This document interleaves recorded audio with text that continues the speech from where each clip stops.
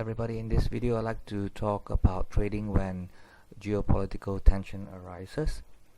There has been confirmation of the tension lately between the North Koreans and the US government and the rest.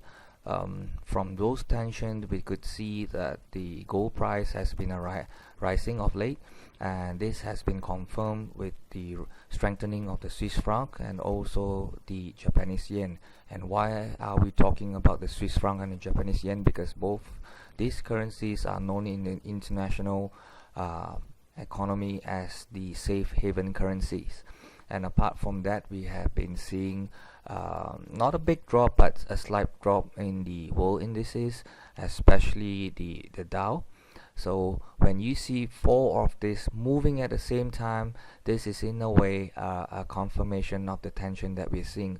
But nevertheless, it's just jitters by the investors, and this is not a full-blown run to these areas first, because you would know if it's a full-blown run.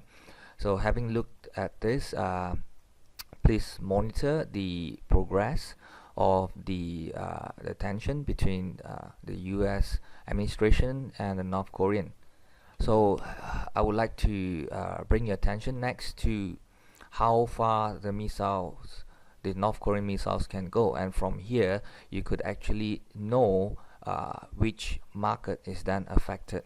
Okay, so the tiny nation of Guam is right about here. So this is roughly the spot, so it's about 4,000 kilometers from North Korea. So if you look at this area, the countries and the major economies that will be affected will be Japan, basically. China's within range, but I doubt any missiles will go to their ally. Okay, but US, Canada are all within the range, and let's see, and a bit part of Europe right about here. So you see, all the major economies are actually within the range of the missiles by the North Koreans, except for Australia, which is a bit far away here, and also New Zealand right about here. So anyway, let's just this map is to let you know the economies that could be threatened by the North Korean missiles.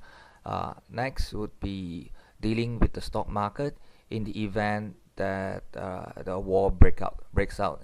So what's going to happen next is that the first 3 months, this is all from research, okay, the first 3 months during the conflict would see the market selling off. You're definitely going to see that, because you have investors running away and parking their money in safe haven assets. And according to Nat Davis research, it shows that from 1900 to 2014, the Dow recovered after 3 months of conflict.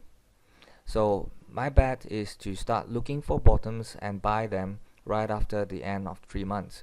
Why am I saying that? Is because war, unfortunately, would bring much business, which turns the market around. So you do your own research, and you would see that after all those big wars, the markets always recover, and they recover really fast. So look out for 3 months, but this has to happen when the conflict starts. Okay. Next thing is dealing with gold.